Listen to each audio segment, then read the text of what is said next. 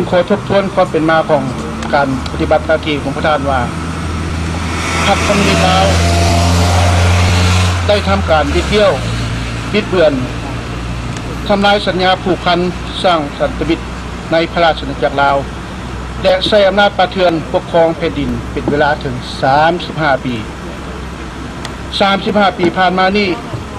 แม้เป็น35 ปีแห่งการครองอำนาจด้วยระบอบทรราชกดขี่ผู้ที่อีไถซ่อโกงเข็นฆ่าทำลายยึดทรัพย์สมบัติมรดกของประชาชน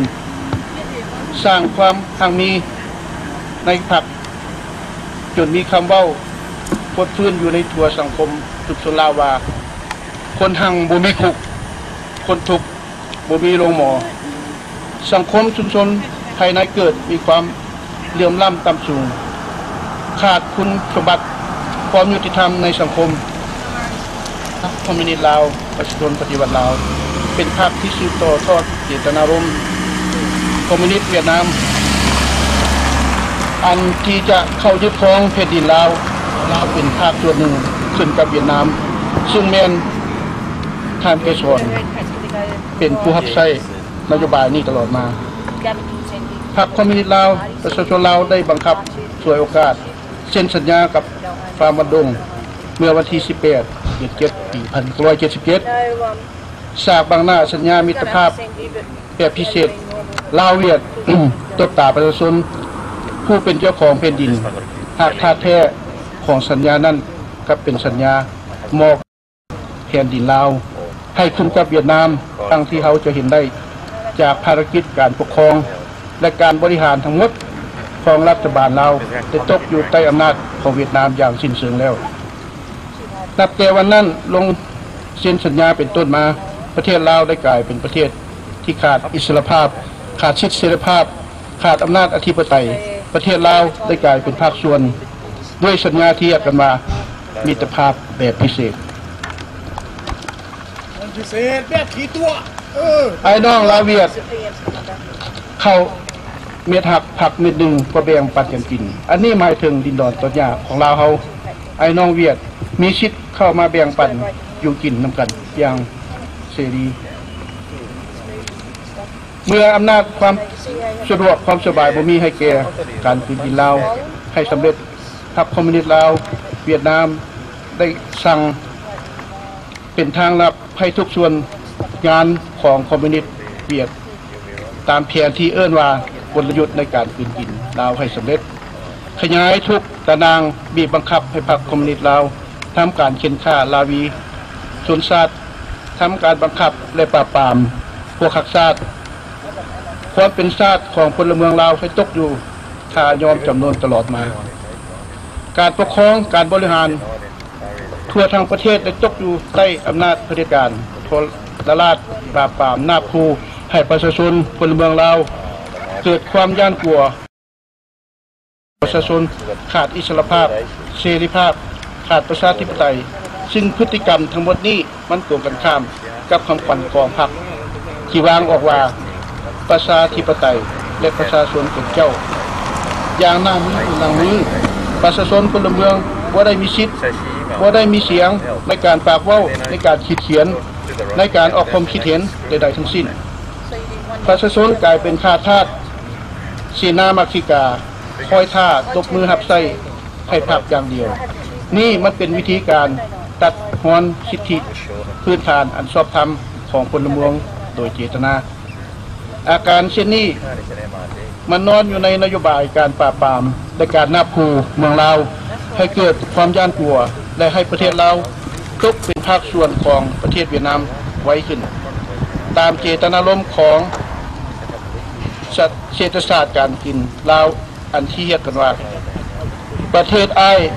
น้องลาวเวียดต่อหน้าอันตรายความเป็นความตายของชาติบ้านเมืองลาวดังกล่าวพวกเขาคนลาวเชื้อชาติลาวในประเทศออสเตรเลียมีความเป็นห่วงเป็นใยเรียกขอก้าวประนามการกระทำอันเป็นบรปักษ์ต่อชาติในประชาชนของพรรคคอมมิวนิสต์อย่างเด็ดเดียวและเด็ดขาดดังนั้น เจ้าถูกประกาศที่ยกต้องในประธานเอกชนในน้ำข้าพิพากษ์นี้ว่าเรียกร้องอย่างนักเรียนไปยังพรรคคอมมิวนิสต์ประชาชนปฏิวัติลาวให้ยกเลิกการกระทำอันเป็นปรปักษ์ต่อชาติและประชาชนลาวเรียกร้องให้พรรคคอมมิวนิสต์ลาวยกเลิกทุกแนวคิดการกระทำอันจะนำพาชาติไปสู่ความหายนะจนเสียชาติเสียแผ่นดินเรียกร้องให้พรรคคอมมิวนิสต์ลาวยุติการปราบปรามเพ่นฆ่าประชาชนลาวโดยทางตรงทางอ้อมโดยสิ้นเชิงเรียกร้องให้พรรคคอมมิวนิสต์ลาวปล่อยบรรดานักเรียนนักศึกษาตลอดถึงนักโทษจิตใจสำนึกที่ถูกจับกลุ่มทุกทางสมมติต่อสู่อุกาสยาที่เดียวและโดยมีเงินไปเรียกร้องให้พรรคคอมมิวนิสต์ลาวคืนสิทธิเสรีภาพและอธิปไตยให้ประชาชนลาวโดยความหักความเป็นธรรมอย่างเรียบด่วนและบ่มีเงื่อนไขเรียกร้องให้พรรคคอมมิวนิสต์ทำการรื้อฟื้นบรรดาศิลปะภาษาวัฒนธรรมอันดีงามที่ถูกทำลายไปแล้วด้วนการปฏิวัติวัฒนธรรมทั้งหมดให้กลับคืนมาเป็นของชาติลาวของประชาชนเมืองเดิมอย่างบ่มีเงื่อนไขเรียกร้องให้มีการปกครองประเทศแบบมีหลายพรรคการเมืองและให้มีการเลือกตั้งอย่างเสรีตามเนื้อในจิตใจความเพียรของต้องการของประเทศและประชาชนพลเมืองอย่างมีความยุติธรรมให้การดูแลของสากลด้วยความหักและความเป็นธรรมเรียกร้องให้พรรครัฐคอมมิวนิสต์ลาวให้ยกเลิกและลบล้างบรรดาสนธิสัญญาของผูกมัดอย่างเป็นทางการทหารต่างๆที่เป็นผิดเป็นภัยและเป็นปรปักษ์ต่อชาติและประชาชนลาวซึ่งเคยมีไว้ในประเทศเพื่อนบ้านประเทศหลังจากปี1975นั่นคือการกระโดดชาติซึ่งความถูกต้องความเป็นธรรมความยุติธรรมมาสู่แผ่นดินลาวและประชาชนลาวให้มันคงถาวรตลอดไปขอขอบใจขอขอบใจต่างนาวิกตอเรียพวกข้าพเจ้าแมนเว้าและอธิบายทุกสิ่งทุกอย่างนี้ด้วยความบังดีบ่อยากให้มีการคดขี่ข่มเหงประชาชนลาวอยู่เมืองของพวกท่านเองพวกข้าพเจ้ายังถือว่าเกิดมาเป็นคนลาวแต่ได้มาเป็นคนต่างชาติมีสร้างชาติต่างชาตินี้ก็ยังถือว่ามีเลือดเนื้อว่าเป็นคนลาวอยู่หรือว่าจังไดพวกท่านทั้งหลายเดี๋ยวนี้นั้นเม่นคนลาวแท้บ่หรือบ่แม่นจึงว่ามาทำลายบ้านเมืองลาวและก็ทำลายประชาชนลาววันที่2 ธันวาวันมหาอุบาทโบสถ์ไหว้กลุ่มการเมืองลาวแดงจิบหายลัทธิคอมมิวนิสต์ในลาวจิบหายจักรพรรดิทองถิ่นแก้วแดงโบสถ์ไหว้ข้อเสนอต่างหน้าอัดเลยข้าพเจ้าขอต่างหน้าให้ประชาชนชาวลาวอยู่ที่รัฐประเทศภาคใต้ที่ได้มาประกอบส่วนเพื่อเรียกร้องถึงรัฐบาลสปป.ลาวเพราะข้าพเจ้าได้ทราบข่าวว่าวันที่26 ตุลาปี 1999 รัฐบาลสปป.ลาวได้จับกลุ่มคุมขังบรรดาพวกนักเรียนนักศึกษาที่ทำการเรียกร้องขอความเป็นธรรม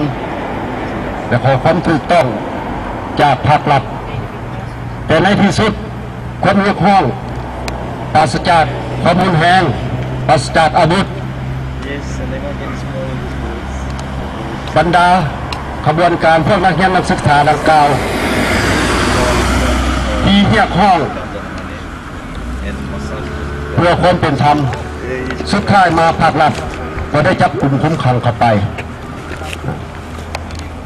พร้อมเดียวกันนั่นต่างนักเรียนนักศึกษาก็ได้ถูกจับกลุ่มคุมขังบางคนก็ยังเสียชีวิตไปบางคนก็ยังถูกจับกลุ่มคุมขังยังบ่มีข่าวว่าสิถูกตัดสินมาปล่อยเมื่อไหร่ตกมาถึงวันที่2 เดือน 11 ประชาชนอยู่ในแขวงหลวงกระบัง